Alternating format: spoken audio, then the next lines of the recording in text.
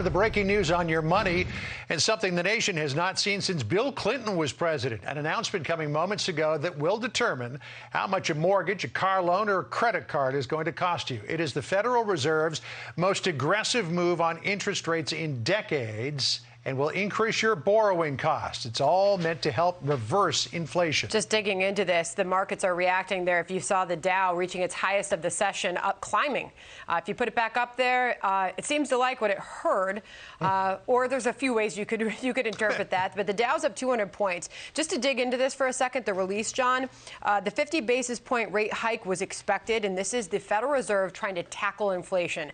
The balance, of course, that everyone needs to watch here is if the Fed can effectively raise rates while avoiding recession. Will they raise rates too much and those borrowing costs go up too much that it drives the economy into a recession? That's the big struggle and that's the big challenge. What I'm looking here is there are some positive notes from the Federal Reserve, noting that job gains are robust, unemployment rate declined substantially, referencing household spending, business fixed investment remains strong, noting obviously that overall economic activity did go down in the first quarter, which, John, we saw in that GDP number that was negative. That made a lot of news and moved markets.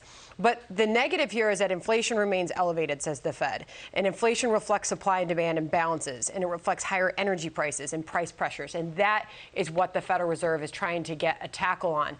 So you've got Americans that are watching President Biden and putting him on notice when it comes to this economy, and Federal Reserve trying to tackle it. Brand new Fox News polls do show that most voters feel they are worse off financially than 2 years ago. The vast majority of the country says the economy is getting worse, and fewer voters trust that this president will get it back on track. All right, so we've got Senator Rand Paul of Kentucky coming up. In addition to that, we're going to see how Democrats defend the president's handling of the economy when Congresswoman Sheila Jackson Lee of Texas joins us. First, though, to that announcement coming right now from the Fed, Gerri Willis, live in the Fox Business Newsroom.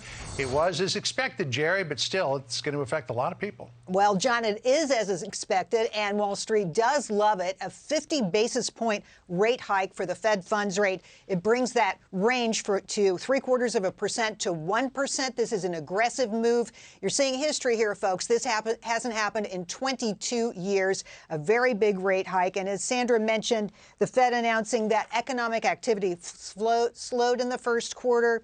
And they say inflation remains elevated, and this is what they're really going after. Right now, inflation at 8.5%. They're trying to drive it to 2%.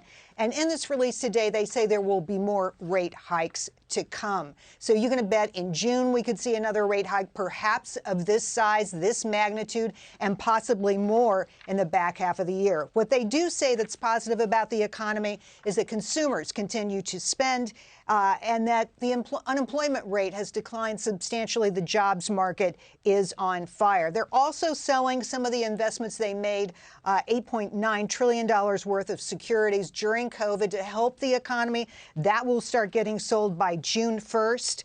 And it's important to note here, no dissenters on this report. Now, let's talk for a second about what this means for you and me and everybody else in this country. If you have variable rate debt, credit cards, an adjustable rate mortgage, maybe you're trying to get a new mortgage, costs for all of those loans will be higher. It will cost you more. And seniors finally getting a break here on some of the savings things they use, CDs, high yield accounts. Those will be going up slightly.